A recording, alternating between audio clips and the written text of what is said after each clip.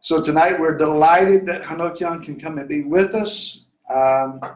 He shouldn't take any more than 2 or 3 hours to share what it is that he's got to say. But I'm looking very much forward to it. Hanoch, come be at home among us, share your heart. Let's make him welcome. Amen. Thank you.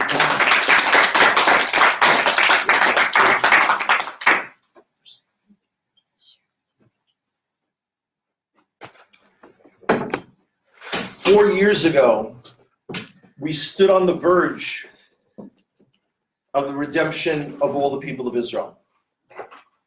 4 years ago, we had already achieved so much in such a short period of time, relatively speaking, for the reconciliation and restoration of all of Israel. We were there. We were right at the verge of the sea. But instead of continuing and seeing the sea split in front of our eyes, we backed off. Whether some people thought, this is a great place to put out the beach towel and the lawn chairs. My kids can go over and pick up shells over here. It's not so bad here. What was going on? And why and how did it change? Back in April of 1994, almost 26 years ago, when I was just a mere lad, relatively speaking, I began meeting people who said to me, you know, Hanoch, I'm not Jewish, but I think I'm part of Israel. Many of you have heard the story. This is a meeting of a small organization, United Israel World Union, organization that still exists. And I walked out of that meeting saying, lovely people, but awfully strange. Like, where would they? Now, as someone, this is a much longer story, but in those years of college era, when most people are out getting high and getting drunk and hooking up and doing all that stuff, I was very involved in Jewish activism. That was the 70s. People did that. You were able to stage a sit-in, totally peaceful, and make page 3 of the New York Times. By the time I was 20 years old, I had already been arrested on 3 different continents. Bless my heart. Now, all of it was for nonviolent reasons, all of it was for Jewish causes, all of it was good stuff. So never having gotten high and never having been drunk, in case you're wondering, yes, I do regret it now. You know, it's one thing to reach a stage in life and say, oh, yeah, I don't do that anymore. It's like, oh, no, I never did that. I couldn't figure out what these people had ingested that caused them to have this delusion. What do you mean, people of Israel who are not Jewish? But I went back to the source, the Tanakh, the Hebrew Bible, and I found, lo and behold, what I've described ever since as the best kept secret of the entire Hebrew Bible. Because all of the prophets of Israel speak about the reconciliation, restoration of all of Israel. Boom. That is the theme. That is the most predominant theme. And that is the only thing where Hashem, where God says that he will do something with all of his might, restoring his people and putting them back in our land. Wow. Now, I didn't know what to do with this knowledge. I felt intuitively that Judah shouldn't try to turn Joseph into Judah. Y'all love that part. But the concept of mutual respect, and growing up in the Bronx in New York City, we spoke something similar to English.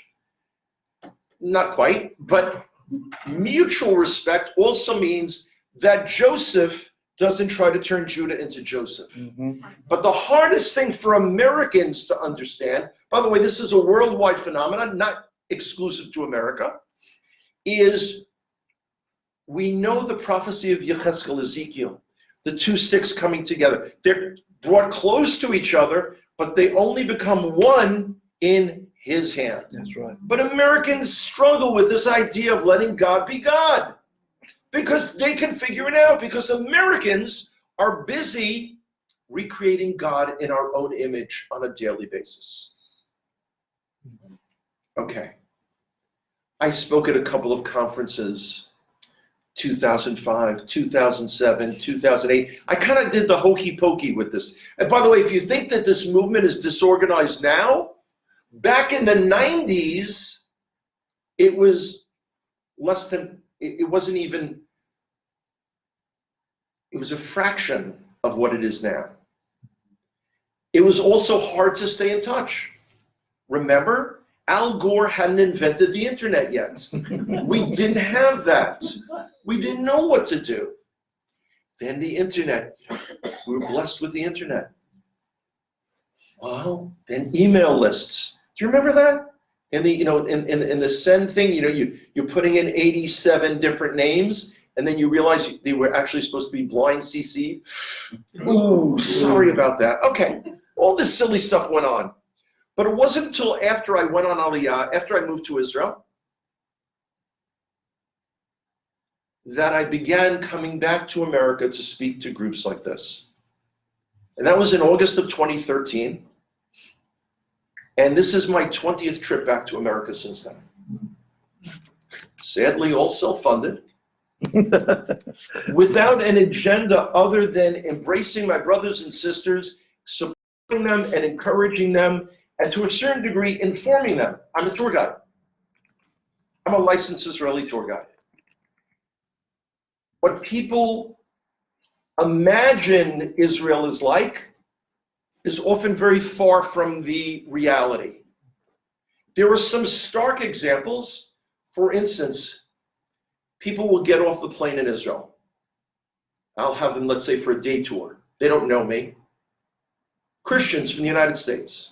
And they'll say to me, I don't have a single Jewish bone in a family skeleton rattling around anywhere in the closet. No Jewish blood. No connection to anything Jewish. In fact, I don't even understand how I got here to Israel, as opposed to Hawaii or Croatia or hiking in Vietnam. That's a thing now? Oh my God. People say, I can't afford to go to Israel this year because we're going hiking in Vietnam.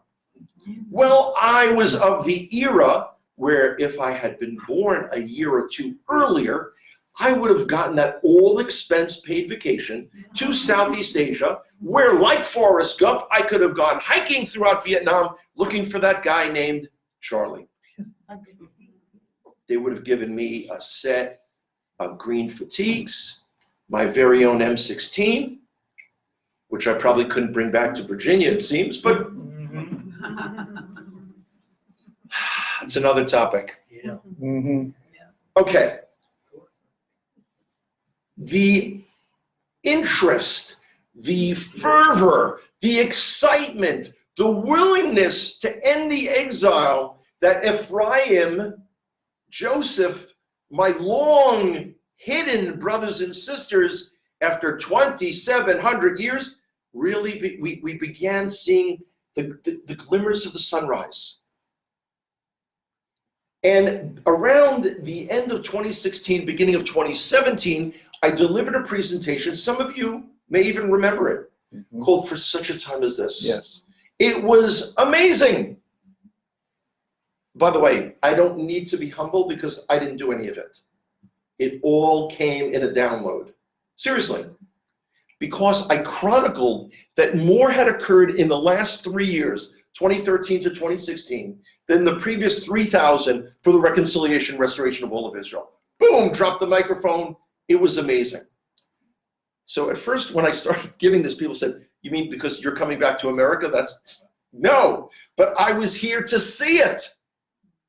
What happened? 2013, Labor Day weekend, I was invited to speak at the conference of Ari, Alliance of Redeemed Israel, the organization that used to be the Messianic Israel Alliance. It was the first and only time that a Messianic Hebrew roots organization invited a traditionally believing Jewish brother or sister to come and address the entire group. The only time. That started a whole chain of events, things happening all over the place. Not only did I get demand to come back and speak, by the way, that demand faltered after a while, but that's a fun story which we'll get to shortly. What was going on? Ken Rank and I started something called United to Restore. It's not an organization. We have a presence on Facebook and a website. It's to promote the concept of mutual respect. Knowing that our beloved Avinu Shebashamayim, our Father in heaven, is going to sort us all out anyway. We don't have to, pass a kidney stone over someone who doesn't agree with us.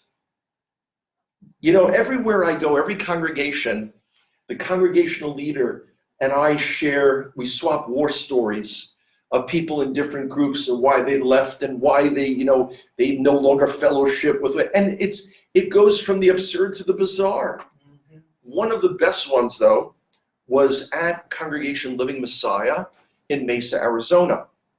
They have a thing that Saturday late afternoon, towards the end of Shabbat, they bring out a popcorn maker, a commercial popcorn maker, and they make fresh popcorn. The kids love it. Well, their guests from Israel do too. But there was a couple there that took offense that they were offering popcorn. I don't know why. I don't know what the issue was. I don't know. I don't know. But we can't fellowship here anymore. And out there, no one was forcing them to eat the popcorn. This, by the way, is symptomatic of a much larger problem. Mike Clayton and I created something called the Connect to Israel Tour. It is absolutely unique, unlike any other tour, because you've got Judah and Ephraim leading you through the land of Israel, not talking about conceptually what it could be like for two brothers to walk together, but rather leading it. The first 2 days alone are in Shomron, Samaria, where 10 out of every 9 people visiting Israel, and I state that statistic very carefully, 10 out of every 9 won't even go there. This is where the Bible was lived. Mm-hmm. And by the way, this is where your president wants to build something called a Palestinian state. But we have to pick that up a little later on. Ephraim and Ramona Frank in Israel were inspired because 3 years in a row, there's a parade in Israel at Sukkot called the March of All Nations. 5,000 hair on fire Christian Zionists come and they march in the streets of Jerusalem. Well, 3 years in a row, a group of Ephraimites, people just like you, men, women, and children from all over the world, more than 130, marched behind the banners of United to Restore. Ephraim and Ramona were thrilled with it. They then started this concept of the Congress of Bnei Yosef. 3 different years, congresses in Israel with people from all over the world. Bnei Yosef North America started here. Things were happening almost on a daily basis. You could hear the footsteps of the Messiah. Mm-hmm. So what the heck happened? Well, I should have been warned, because I almost immediately, I hadn't even left America to go back to Israel, and I started getting feedback on this presentation where people were asking, listen, we've already done everything that we need to do to bring the Messiah, so what's he waiting for? And you try to explain to people, first of all, we need to be a lot less arrogant, a little more humble, but by being distracted and answering me, I took my eye off the ball. And what's happened, in particularly over the last 3 years, is a lethargic, lack of energy, an emptying of enthusiasm. It's like the movement has lost its mojo. All of a sudden. So first let's look, what was working? Well, besides the idea of mutual respect, because also 3 years ago, the Christian Zionist movement was at its pinnacle of influence because they and the people in this walk were Israel-centric.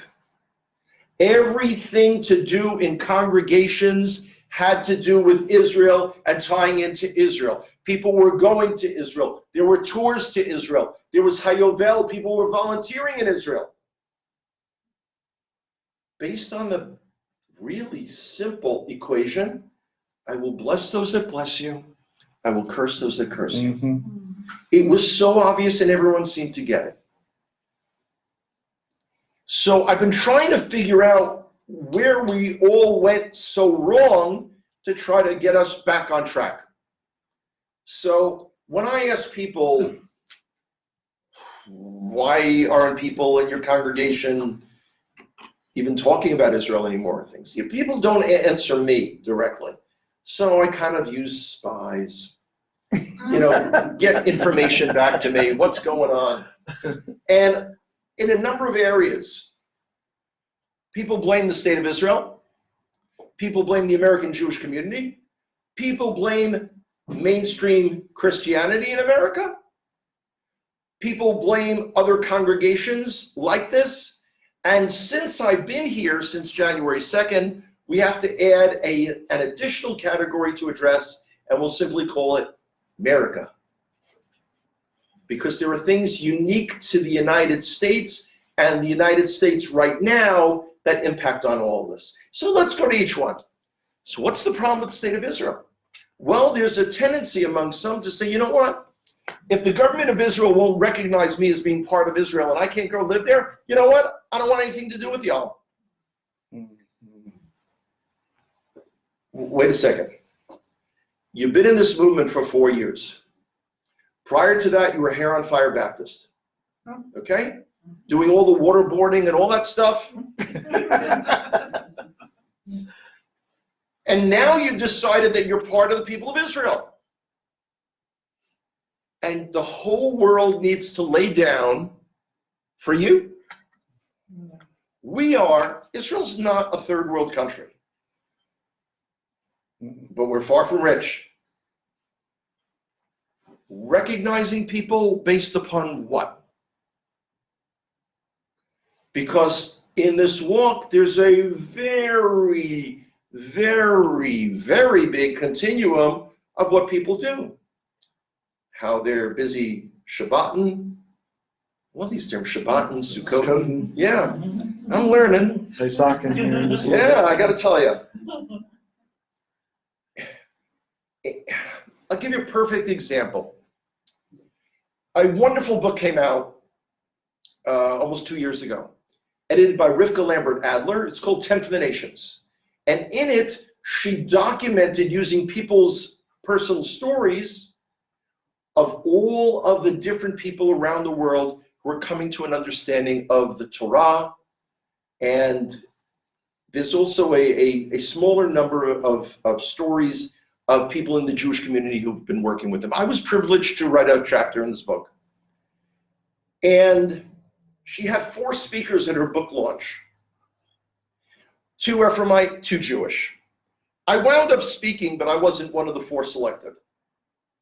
I was the guy that they picked when one of the Jewish speakers bailed out 2 nights before. So I guess they figured, who else with no notice could get up and speak in front of a crowded room about anything? Wow. But one of the Ephraimite speakers, a woman who was featured, this was in October, 2 years ago.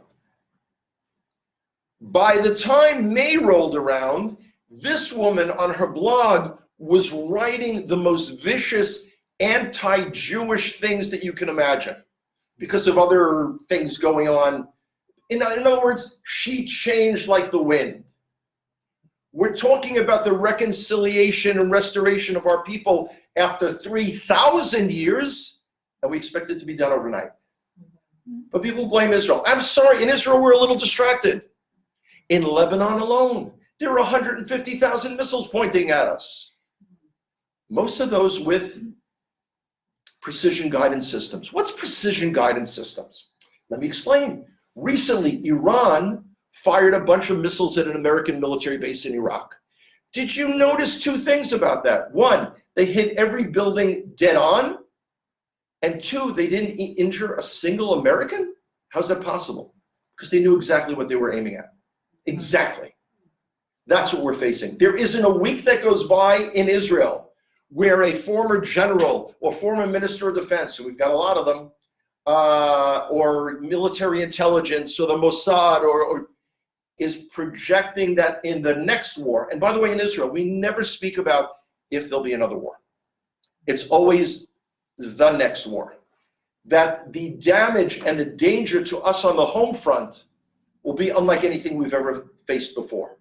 That the anticipation of the destruction of major infrastructure, of the loss of lives, is incalculable at this time.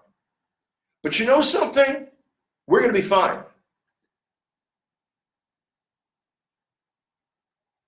I'm not so sure that the rest of our family, aliyah, as we say in Hebrew, is going to be that fine. Because we're reaching a point where we've got to choose sides. But let me keep going. They blame the American Jewish community. People say, listen, if American Jews don't go and live in Israel, and they can, and they don't support Israel, why should we? Mm-hmm. Really? Do you ever do something when you were a kid and your parents reprimanded you and you said, well, Johnny do it, Susie made me do it? Really? Can you get away with blaming people? I don't think so. I read a statistic last week, someone did a poll that said 80% of American Jews support Israel. I don't believe that. Not even close. The vast majority of American Jews are people who are Americans who by accident of birth were born of a Jewish mother. They are 3 to 4 generations minimally removed from any kind of Torah observance. They don't study the Tanakh, the Hebrew Bible. They don't belong to Jewish organizations. They don't belong to synagogues. They don't give philanthropy to Jewish causes. They're Americans, primarily Democrats. Bless their hearts. What's even more bizarre is people blame their Christian relatives and neighbors. What do you want from them? It's so bizarre. Well, until they get their Hebrew roots, you don't get your Hebrew roots. It's not like a fungus in your toenails. You don't get it. It's not a virus. You don't get it. By the way, there's not a single person in this walk that didn't get a divine invitation to have their eyes opened. And you know what? A lot of other people did too. But y'all sent that RSVP. And you said, I'm in. That's the difference. The way people in this movement attack mainstream Christians is so absurd. You've got to understand people have different understandings and different views and different paths to God. For goodness sake, let people live. True. Ephraimites to Ephraimites. People sit around, it's almost like they sit around with a crystal ball. And they say, what are we going to think of this week to divide our group? I'll never forget the first time someone in the back of the room, it was a very large group, who asked, what do you think about, and I could have sworn they said the loony Sabbath. I said, Sabbath, Shabbat is enjoyable, it's fun. I wouldn't call it loony. Said, no, lunar. What? Lunar Sabbath, different calendars. The earth is flat. The earth is absolutely flat. I can't wait. Tomorrow I get to fly Southwest again. As I'm getting on, I'm going to give the pilots a heads up. Guys, by the way, don't worry. You don't have to swing, or you don't have to swing to Atlanta and then up to LaGuardia. It's flat. Just roll, baby, roll. But even if the earth is flat, can you all go out and eat pulled pork? No. Is Shabbat not Shabbat? Yes, it is. And Pesach, Passover, I mean, nothing changes. The temple wasn't on the Temple Mount. That falls. The very first time I was confronted with this was in Branson, Missouri. Some in the back raised their hand and said, Hanoch, no offense.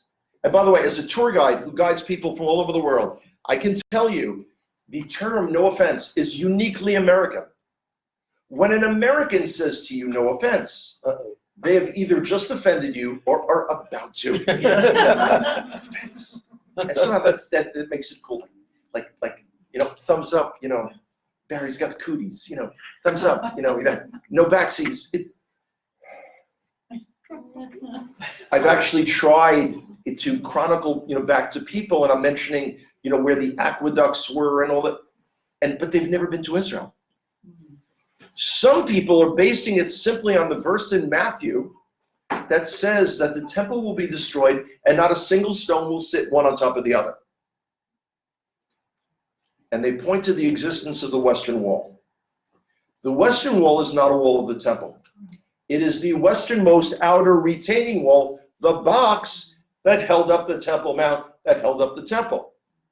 But they are mental midgets. They don't know that, nor do they look to find it out. The best one lately, the Jews are not the real Jews.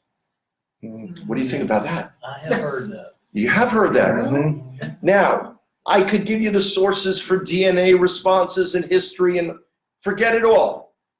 Think of this simple thing. This is a Hanoch original. You're welcome to borrow it. If the Jews are not the real Jews, that God himself screwed up. He brought the wrong people back to Israel, showered blessings upon blessings, miracle after miracle upon us, and he screwed up. So blame him. Okay, so you've got that going on. This is a very strange time to be in the United States speaking. There was the impeachment. Now, I remember enough of US law to know that all those people who were like jumping around on Facebook, ding dong, the witch is there, da, da, da, da, da, da, ding. If the Senate doesn't vote for impeachment, it don't mean a thing. If it doesn't matter. Okay. So I got to watch a little bit of the State of the Union address. It is so much more fun than I remember it. You have to understand something. We Israelis love our democracy. We're so proud of it. In fact, we love it so much. That's why we've decided to have a third national election in 12 months. Because that way we can prove the definition of insanity. Repeating the same event, but having the exact same result. It only costs a few billion shekels. What do we care? But here in America, now understand something. I love America. I love Americans. I haven't always loved your governments. The American government had us under an arms embargo between 1948 and 1967. America has not always been wonderful towards Israel. Okay. Now, had I been in America at the time of your last election, I would have voted for Donald Trump. It's not like it was a choice. So I would have voted for Trump.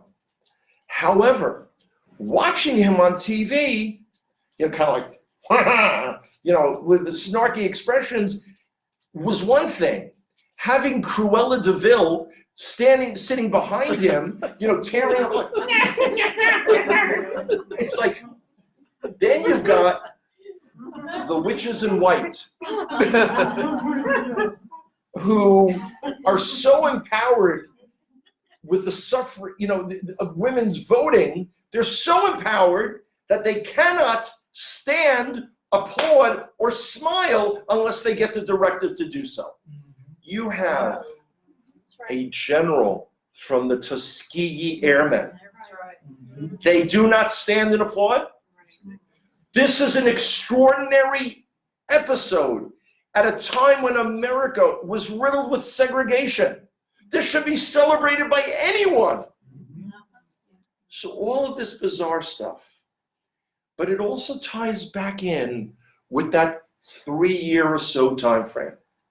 Mike Clayton, it's always great to blame Mike. It is. Mike actually said to me recently, I listened to your presentation in Dorita, Louisiana, and you kept mentioning me and quoting me.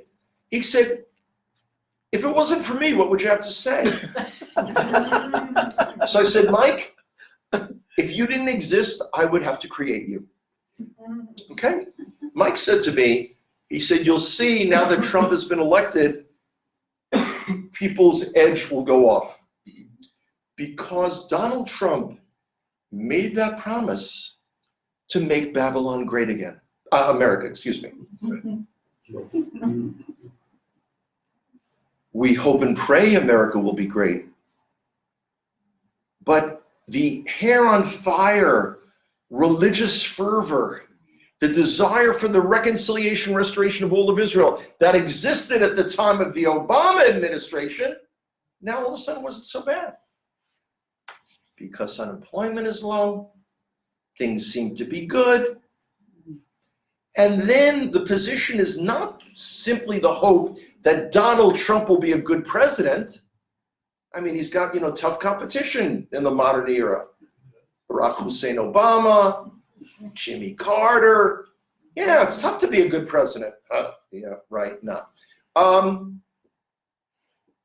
But this idea of positioning him as Koresh, Cyrus of Persia, is you know what? Don't view it in a religious sense.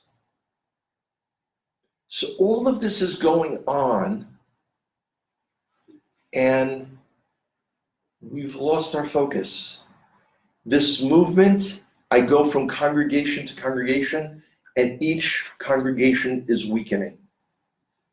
The commitment that people have is less and less, not more and more. We're coming up to an interesting parsha, Torah portion. And now of course it's all about Moshe. Okay? Moshe was supposed to be the undisputed leader of the people of Israel. Of course, there was Korach, who tried to impeach Moshe. It didn't go well for him, by the way. No. In case you haven't gotten up to that chapter, did not go well for him. But Moshe found himself to be ineffectual. Remember, his chavruta, his study partner, was Avinu Malkeinu, Father our King. He got the direct download, but he couldn't be in each congregation with each. So what did he need? He needed shoftim. He needed judges. He needed people that would go out there. House of David has always had to be, by the way, 18th anniversary coming up, rumor has it. That's Chai, letter for life, 18. House of David has to be more than just Barry Phillips. It has to be leadership, homegrown within, that are growing the congregation. The problem that we've had is that we've lost our focus on our families, we've lost our focus on our congregations, and that's why groups like B'nai Yosef North America can advance the agenda of the national restoration of all of Israel. Because people are too busy saying, you know what? I got to keep directing my tithes to Walmart and Target. I don't have the money to go to Israel. It's funny. Americans generally seem to have the money for what they want to have money for. This is an incredibly blessed country. Even to be poor in America. In India, you got people who live on a cardboard box. That's poor. Here, it's poor if, like, I can't get a good trade-in on my car. We in Israel are amazed at the chaos of Black Friday, where people get trampled buying that new flat screen TV. But the previous year, didn't they also buy flat screen TVs? Well, people, how many flat screen TVs can you fit in your house?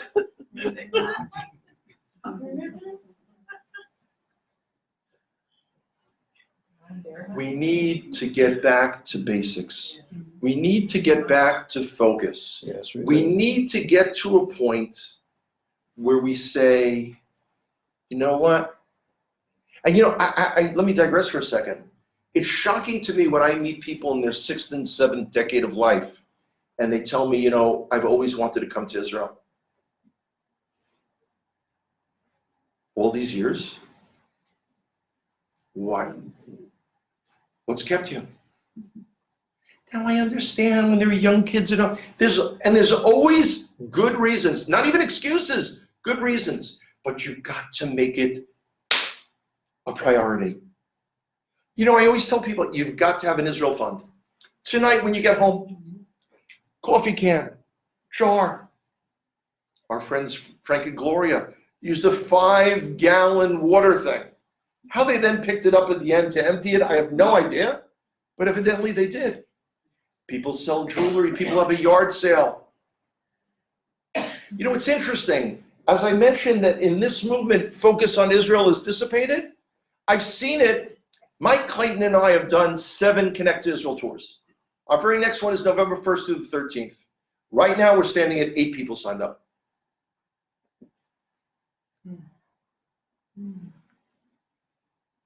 We in Israel, the last 3 years have set record after record after record after record of tourism. They've generally not been Americans, and they've been Americans, they've been mainstream Christian churches, not from this movement. People seem to have moved on. I don't know, the attrition from this walk has been extraordinary. And it's fallen into 3 groups. And I really should touch upon it, because it's very illuminating. The smallest group is the one that gets the most attention. The handful of people who decide to go off and convert to Judaism. Now, I am renowned for 2 things. Not only the mutual respect, but for the idea that I always tell people, do not convert to Judaism. Unless you really want to be Jewish, don't use it as some excuse to try to get into Israel. Don't. And as I always like to say very gently, please, we already have enough confused Jews as it is. Bless your hearts. But it causes people in this movement to want to have their heads explode. In the almost 26 years that I've dealt with people in this walk, and I wouldn't even say these are like friends of friends or acquaintances of people. I can name 8 people in 26 years, and you would think that these people would gravitate towards me. I would know of them. Okay, it's a very small group. A much larger group is the people that walk out of a congregation like this and just go back to any mainstream church in their area, which would be fine if they wouldn't have been in the Torah movement beforehand. If they wouldn't have followed in the footsteps of Yeshua. You just hate when the Jewish guy comes in and reminds you of this stuff. When everyone says, gee, I came into this walk because I want to be just like Yeshua. Well, then, how is that? But you know what? It's so much easier. First of all, you can eat whatever you want. It's tremendous relief, particularly your relatives that have made your life miserable by sticking, a pork chop on top of the roast chicken. They just had to do that for you. Thank you so much. I can't wait till next year's family reunion. It's also a lot easier to explain to people. When people say, so, what church do you go to? It's easier to say, First Baptist, Third Methodist, whatever it is. Because when what church? Well, actually, I don't go to a church per se. See, I'm a follower of Yeshua. You know him as Jesus. And 20 minutes later, when you're getting to, and in the book of Leviticus, it's no one has come, and people said, and what was interesting is the other day, I was challenged and said, if you were us, what would you say to people? What's your elevator pitch, Mr. Big Shot Israeli tour guide? So I said, if I were you, I would simply say, I am a follower of Yeshua. You know of him as Jesus. And I am trying to walk in the way that's closest to the way he would have lived 2,000 years ago. If that doesn't open up a door for further conversation for you, I don't know what will. But the largest group of people that disappear are the ones who really disappear. They've been in this walk, and then they chuck it all. Mm-hmm. These are people who you've seen on social media, on Facebook. They live on Facebook. Not that there's anything wrong with it. They're the ones fighting against the BDS, the boycott, divestment, and sanctions. They're the ones that are standing for Israel. They're the ones that are waving the banners for Israel. They're the ones rushing out to buy Israeli products. Really? And then nothing. Then they're not involved at all. How can you be so involved and then walk away from it all? Heck, I even know someone that was selling Israeli products that has nothing to do with Israel at all.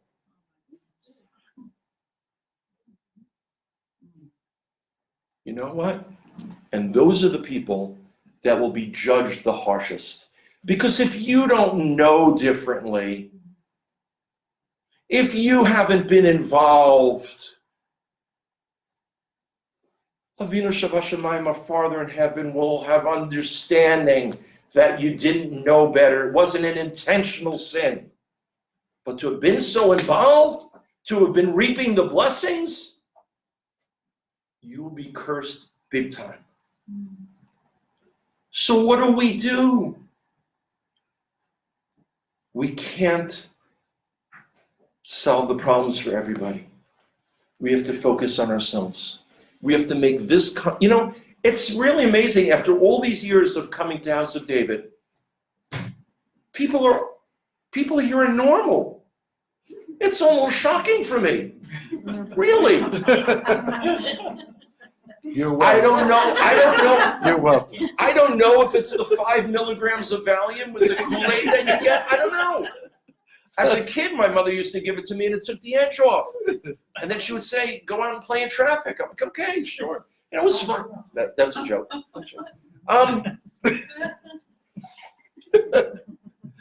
It's been too much travel. We have the chance to pull it all together.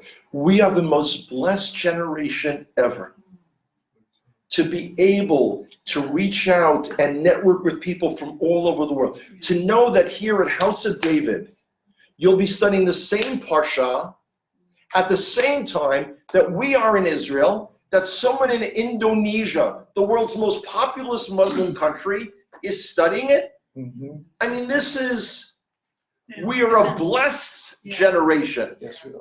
Possibly more than we deserve. Mm-hmm. Me, certainly, maybe y'all not. By the way, every time a video or a clip of me goes up online, I get a rather terse note from my daughter in Jerusalem who says, Abba, you're from the Bronx and you live in Israel. We don't say y'all. Barry alluded to it at the beginning. My understanding and belief is that you descend collectively from Ephraim, the northern kingdom of Israel. On the other hand, I come from the southern kingdom, the kingdom of Judah, the house of Judah. That makes me the southern boy. Bless my sugar. Barry and I were talking about it. Very first time I'm in a restaurant in Alabama. The waitress comes over, kind of leans into me a little bit and says, what else can I get for you, sugar? Be still my heart. Sugar, darling, honey. Okay. It's actually easier than we think because we go back to basics. We go back to a love of each other and our Father in heaven. Everything else is really a level of commentary based on that. And you know what? It was interesting for me to be here again during the Super Bowl, because the idea that the country essentially stops. Do you know when my country shuts down? On Yom HaZikaron, on Memorial Day. We have a day to commemorate every soldier or security person that has died to defend the state of Israel. For 24 hours, every place of entertainment in the entire country shuts down. The regular programming goes off the TV, and it'll show the picture of a fallen soldier, his name, a little bit of information, and it'll go to the next one. And you'll go to sleep, you'll get up in the morning, and it's still running. That's how we commemorate our Memorial Day. I am still old enough to remember when there were parades of veterans on Memorial Day. Now Memorial Day is unique in America because it's special sales, it's a big day for barbecues, and it is the official start of the summer season, which ends on Labor Day. America needs to get a sense of its vision collectively. I was mentioning before, having grown up in the Cold War, we did shelter drills in school.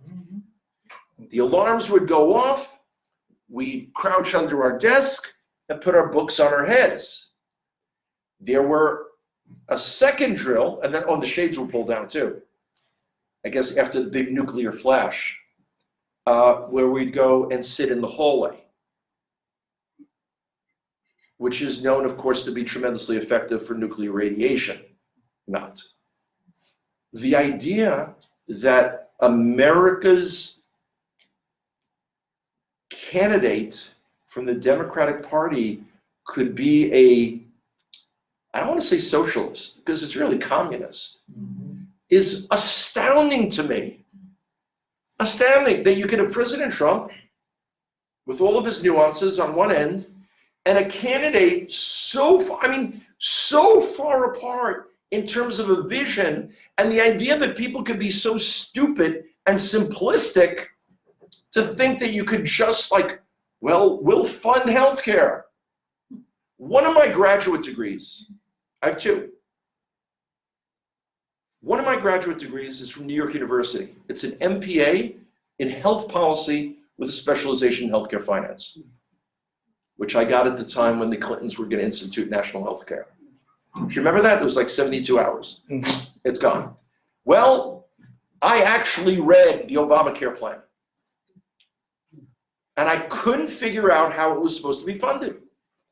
Couldn't figure it out. So I actually discussed it with people here in America. So no, it wasn't supposed to be. I mean, it's just, it's smoke and mirrors. You've got members of Congress who don't believe in the United States of America. It's remarkable. But you know what? You can't solve all the problems. You've got to focus in on what you can change. You've got to make Israel your priority again. Mike and I still have room. November 1st through the 13th, we're going. It would be great every year to have someone from House of David. Len was the big hit of our tour. She absolutely was. She's no worse for wear. Look at her. It's really, this is the time. Now, understand something. When I use that verse from Megillat Esther, the scroll of Esther, for such a time as this, the way that verse ends, I'm going to paraphrase it. When Mordechai says to Esther, you've been put here at this time for this reason. But you know what? Don't sweat it. Because the restoration I'm saying restoration, he didn't. The restoration is going to happen, whether we're in it or not. Maybe you're like me and are just a little bit selfish and want to be part of it too. That's it. Not just for the kids or, the next generation. Us now. We have a chance. Let's focus. Let's not blow it. And what's interesting is, growing up in the 70s, I was very influenced by the music of my era. Looking back on it, I think if I had gotten high, I would have understood the lyrics a lot better. But in general, one of the groups that I loved, which was not a famous group, was 10 Years After. Alvin Lee, great guitarist, a famous song from Woodstock called I'm Going Home. But they had a song that made it on the charts. It's called I'd Love to Change the World. And the chorus is really simple. I'd love to change the world, but I don't know what to do. So I leave it up to you. That's what's happened. All of a sudden, we came into this walk fully understanding what we needed to do, the ladders we needed to climb, the study we needed to do, the love we needed to share. And all of a sudden, it's like, I don't know. So let's look on YouTube. People write me notes and say, with the most bizarre theory. Well, it had to be from a legitimate teacher. They've got 3 YouTube videos. And then I have to write back saying, do you know that every idiot with a camera can make a YouTube video? And they're like, what? People are obsessed with this idea that there has been a conspiracy that is encircling them, causing them to be fed disinformation. It's not always like that. Sometimes it's as clear as can be. People talk about, well, I just want to go by the word. So how about studying the word? How about learning? Don't tell me I'm now thinking with a Hebraic mindset and not a Greek mindset. You cannot think with a Hebraic mindset if you know no Hebrew. I don't want to hear one more time when someone says, no. You have to listen to her. She's done a word study on that. You can't do a word study in a language you don't speak. Sorry. Okay, I don't consider myself, I live in Israel. I speak Hebrew. I don't consider myself an authority. When I want to look up, what's the source of a word, I speak to my... Although, I do want to caution you, if you've been to restaurants in Israel, if you look at the menus, you would swear there has never been a native English speaker in our country. Because people just kind of... But if you're doing something, you're making up... Did I ever tell you my attempt to speak Spanish? Did I ever tell you that story? Okay. First of all, I studied Spanish for 3 years at high school. And I grew up in Nueva York, where you think by osmosis, you'll pick up Spanish. Okay, so I'm about 34 years old, 2 young daughters. So it's like 6 years ago. New math. It's the new math. Yeah, we don't do the core curriculum in Israel either. So in the local supermarket, there's a cashier. She's 19 years old, Claudia. She's in the Dominican Republic. Cute as a button. And, 19 years old, you think it's so adorable. Here's a young parent with his 2 daughters that he's raising. Oh, well, that's just the most wonderful thing in the world. So I hadn't been in for a while, so she yells out, how are you? Where have you been? I haven't seen you in a while. And, it's the middle of the day. The other cashiers, everyone's standing there. But you know what? I'm going to be cool. I'm going to answer in Spanish. So I said to her, don't worry, I'll translate it. I said, siempre pienso en ti, which means I'm always thinking of you. Which was a little too strong, just a little too strong for what I really wanted to say. And everyone kind of went like, whoa. So I kind of had the sense that I wasn't quite right on target. Because, by the way, when you're speaking another language, you're told you've got to be fearless. You go out there and you say it. People will correct you if need be, but you make mistakes, but go and do it. So she said, yeah, I was wondering what happened to you. So I said, hey, están mis sueños. You're in my dreams. Dreams, thoughts on my mind, it's similar, right? Yeah. Don't pretend. I had a situation. No, seriously. I was with Mike Clayton. Just pull Mike back in here. I was with Mike Clayton. We were in Georgia. It was going to be a Pure presentation. Pure, the amazing supplements that are keeping me alive to this day, thankfully. And there's a guy there, and his wife says, well, my husband studies Hebrew. I mean, he knows Hebrew. I'm like, oh, it's gonna. So one thing leads to the other, and like on everything, he's wrong. He said, like, well, where are you going in Florida? Because I was mentioning, well, first thing is congregation Beit Tehillah in Hebrew. Beit Tehillah is the way we would say it, but here Beit Tehillah. It's like house of prayer. So I said, no, that would be Beit Tefillah. Beit Tehillah is house of praise. He said, well, isn't it the same word? I said, it may sound similar to you, but it's not. And a few other examples, also my name Hanoch. He took to mean something else. So I said, you're familiar with the holiday of Hanukkah? Dedication? It's like, yeah. So, the Feast of Dedication, the book of John, it mentions Yeshua, on the Temple Mount, at the temple, the colonnades. I said, it's the same root as my name. It said Hebrew is, primarily 3-letter roots. It's like, but, it's like, but it's basic. And every little bit that you know, I mean, I'm amazed at how much Hebrew Pastor Cletus has learned and has shared with me over time. It really, and and it has that inflection of the sin. I really, sorry, I just had to throw that in. I'm getting a little punchy. We have the chance now at our time, in our generation, for the reconciliation, restoration of all of Israel. Let's not miss our opportunity. Toda rabah. Thank you guys so much. Does anyone have any questions?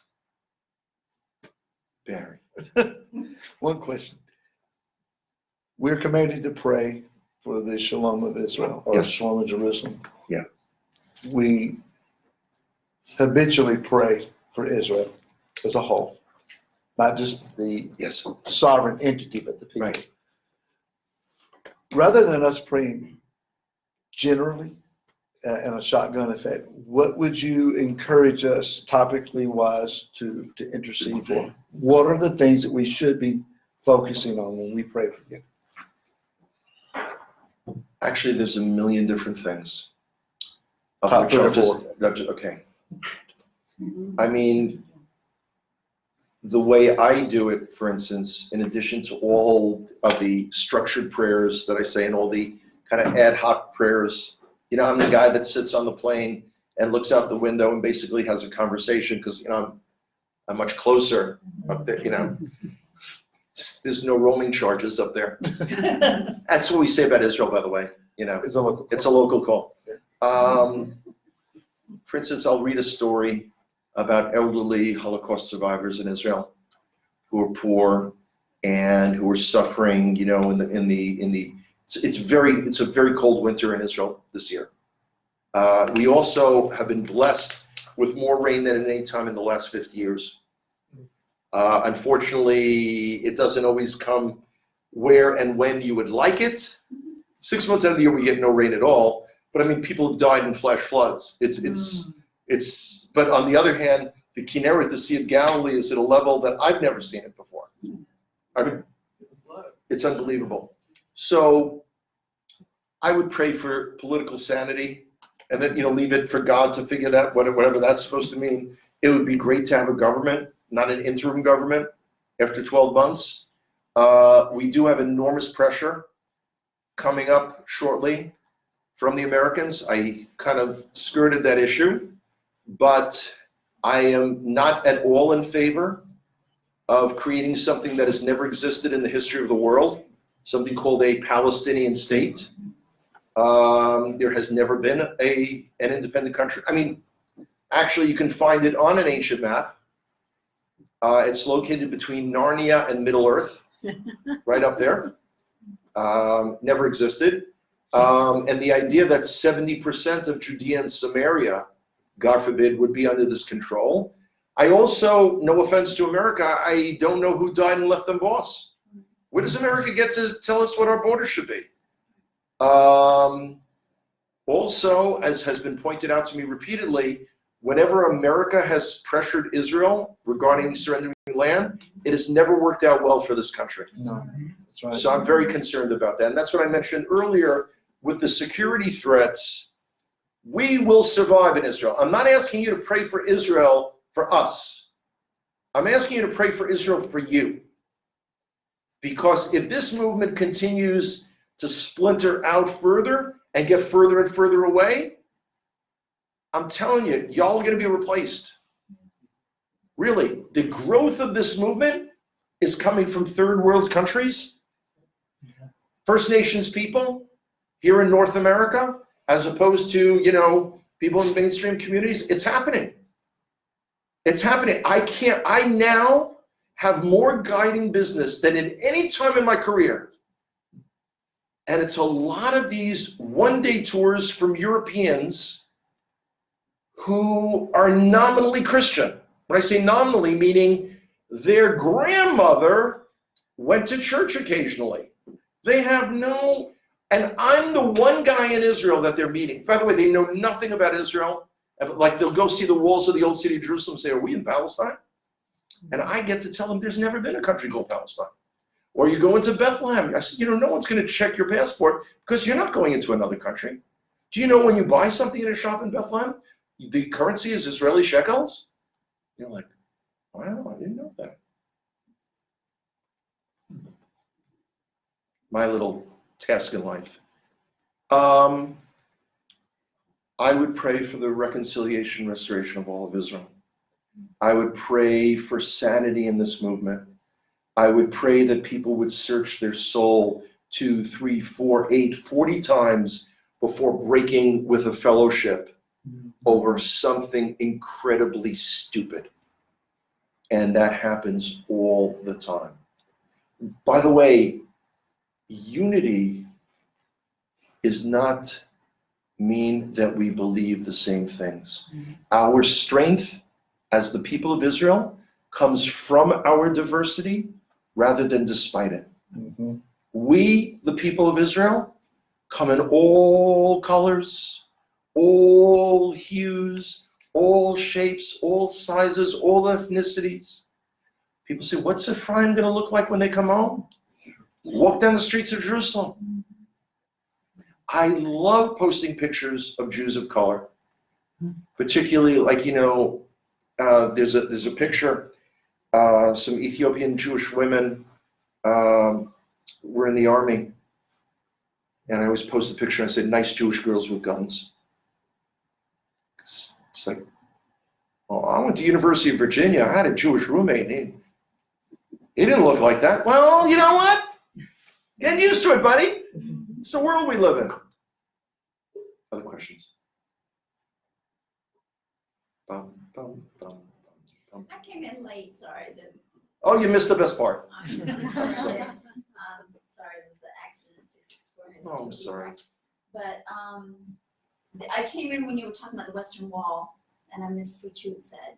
And Oh, about that little piece about the Western Wall. There are some in this movement who believe that the temple never stood on the Temple Mount where everyone else knows it was, because they quote a verse from Matthew that says that not one stone of the temple will stand upon the other. And they say, well, that couldn't have been the place because look, the wall is standing. But the western wall is not a wall of the second temple. It was the outer retaining wall. Think of a home here in Virginia. The home is the sacred place. The white picket fence around it is not. That's not part of the home. That's what I'm saying. You're welcome. Can you share the itinerary or highlights that you planned for your tour in November? Okay. And the cost.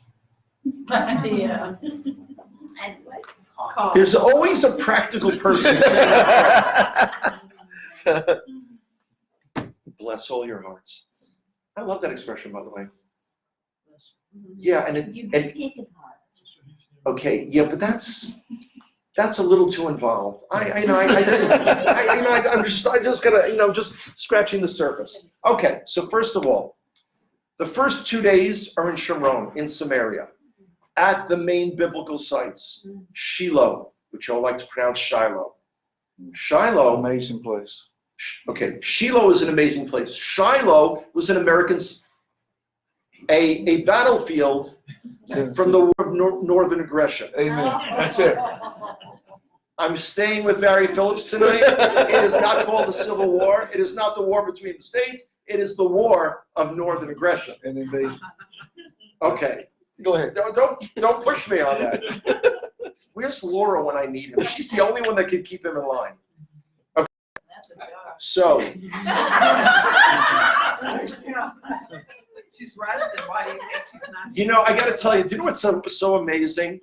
He'll get you a question. Y'all here to- function like a family. This is just like a family gathering. Behave yourselves. Okay, so Elon Moray, overlooking Shrem. But the first 2 days also have amazing wine tastings Yes. in Sharon. Okay, now I'm talking your language. Can't talk in my language. I see. More than one day? The first 2 days. Two But then, wine? do you know? Okay, do you know why? There's a verse in the prophets that says, "O ye drunkards of Ephraim." I try to honor that for my brothers and sisters. Okay, we are in Jerusalem. We are in the Galilee. We are in the Golan. We are in the desert.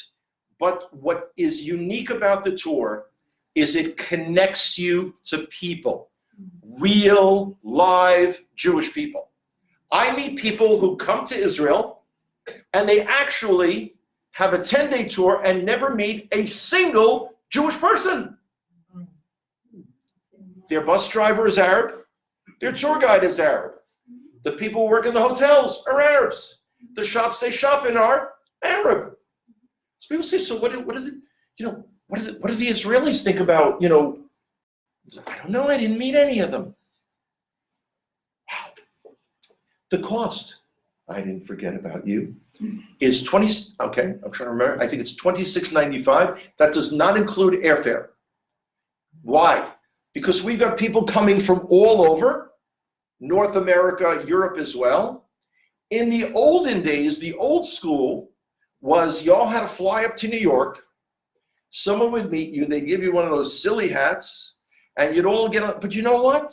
We live in the world where you can make your own flight reservations. And for instance, you want to go to Israel 2 days earlier, or you want to fly from Richmond to Atlanta, Atlanta to Madrid, Madrid down to Israel.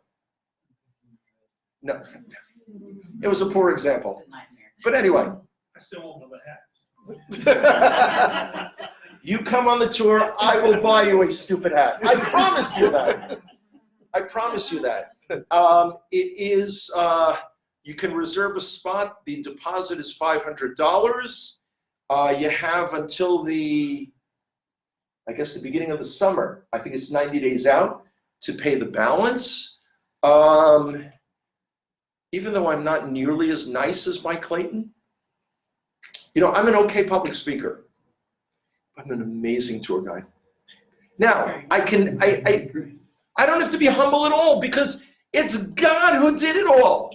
I was the guy in college that would sit and have a crush on the girl on the other side of the classroom. For an entire semester, I would look at her. And I would never have the guts to go and speak to her and get her phone number. You didn't know Spanish then. I didn't know Spanish either. And I should have been getting high. Yeah, but I made so many mistakes in my youth. But when it came time to become a tour guide in Israel, and I became a tour guide because who else was going to be prepared to show my brothers and sisters their homeland again? And and when I say their homeland, this pertains just as readily to true Christians. What do I mean by true Christians? True Christians who believe and live the Bible, who believe and live just like Christians United for Israel, who Israel is their spiritual hub as well. Why more people don't come? But again, tourism is off the charts, except from America. So we need a House of David tour, Greek tour. Okay, Yes, we can do that. I would strongly suggest a contingent of House of David, and I'll tell you why. Mike and I have been approached by just about every congregation of people we know. We want you to set up a special tour just for us.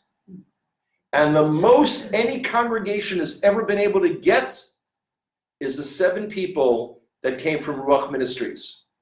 And 2 years ago, the 5 people from Out of Ashes Ministries in DeRidder. Getting 20 plus people in a congregation is darn near impossible. It's also really nice when you meet other people. It's kind of like cross-fertilization. Right. It does happen. Bless their We hearts. can blend. We can blend with others. Other questions? And I'll be, listen, my cards are here. Please email me, friend me on Facebook, stay in touch. I'll direct you to our website, which is connecttoisrael.org, where you can see information about the tour. And don't hesitate to ask any questions about it. The other thing is, I'm sorry? How many days? It's 12 days. The first two, the first one. First and the Day. last. Thank you. One on each end. Thank you. That's 2. 1 and 1 is 2. One on each end are the travel days. And Lynn can tell you, and Barry can too. Fabulous. It's really Amazing. it's really amazing. Now people say to me, Hanoch, so what can we do for you personally? Actually, that's fairly simple. As Barry mentioned at the beginning, I desperately need your prayers. First of all, 6.5 weeks of traveling, living out of suitcases, really, stupid is as stupid does. I really, this was too long a trip. I used to come to America routinely 4 times a year. Last year, I had gotten it down to 1. This year, I wasn't sure if I was going to come back, so I did a long trip now. It looks like I'll come back in June, July, but maybe for 3 weeks, just not as nearly as extensive, a couple of places that I couldn't reach this time, or scheduling-wise, or weather-wise. I got out of the Carolinas just before the snow came. I mean, I have a concept of as long as I'm out of New York City, I'm fine weather-wise. That doesn't work. I went to Tulsa. They had to cancel my engagement because they projected ice. It didn't come, by the way, but anyway. People say, Hanoch, it's great. We want to give you an offering tonight, but, we want down the road to be able to send something to you. Well, you know what? I have a website. It's called kolyehuda.com. KOLYEHUDA. It's on my card. That just means a voice from Judah. And I don't know if you guys have this on American websites, but it has one of these things. It's called a donate button. Oh, hallelujah. Yeah. It's amazing. Wonderful. Actually, my website was designed by a guy in San Antonio. Yeah. You forget all this information. You can always come over to Barry and say, whatever his name was. Yeah. And you know what? If you're traveling to Israel, For a price. or people who are traveling to Israel, please keep me in mind. Guiding is a referral business. Anyway, guys, thank you so much for everything. Barry said he was going to bake a lemon meringue pie. I don't think it came out of the oven yet. So are you still the only, is there only one and only Hanoch? We know that to be true, but are you the only one that is still kind Doing of a this? link between the two? Okay, I am not the only Jewish person that knows that you're Ephraim. I'm not. I'm talking about in Israel. American Jews are clueless. Forget about them. I am, however, the only one who doesn't believe that y'all need to give up your beliefs in Yeshua that will dunk you in a mikveh and make you Jews. I'm the only one. After all these years, I'm still the only one. Mm. To me, it's the most logical, normal, loving position. And why I'm the only one, I have no clue. And, for years I avoided running out and doing this because, I was waiting for someone who was a better speaker, someone who was smarter, maybe someone who was a rabbi, someone who liked to travel. No. And you know what? Some of you are probably not old enough to remember this, but I grew up watching cartoons. Dudley Do-Right, not Scooby-Doo, Dudley Do-Right. Dudley Do-Right of the Royal Canadian Mounted Police. The Mounties were lined up. The commandant says, I am looking for a volunteer for a very dangerous mission. To step forward. Now, Do-Right was a dreamer. Do-Right's dreaming of the reconciliation and restoration of all of Israel. He's dreaming. And everyone else has the presence of mind To step back. to take a step back. That's kind of what I feel like. But you know what? I wouldn't trade this. I wouldn't trade a minute of it.